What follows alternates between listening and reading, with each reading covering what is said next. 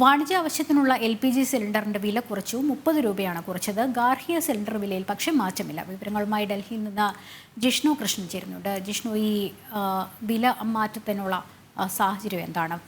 LPG cylinder വില കുറച്ചതിൽ ഗാർഹിക cylinder വിലയിൽ മാറ്റമില്ല എന്നും അറിയാൻ സാധിക്കുന്നു. എന്താണ് വിവരങ്ങൾ?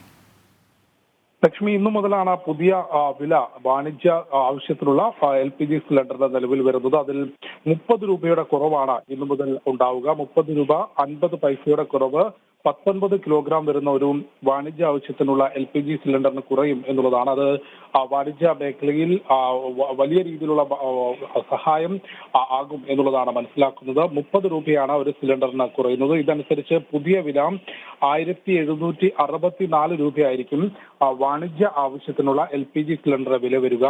ഗാർഹിക ആവശ്യത്തിനുള്ള LPG സിലിണ്ടറിന്റെ വില 100 രൂപ കഴിഞ്ഞ മാസത്തിൽ കേന്ദ്ര സർക്കാർ കുറച്ചിരുന്നു. അത് വനിതാ ദിനത്തിലായിരുന്നു അത്തരത്തിലൊരു കുറവ് ഗാർഹിക ആവശ്യത്തിനുള്ള LPG സിലിണ്ടറിൽ വരുത്തിയത്.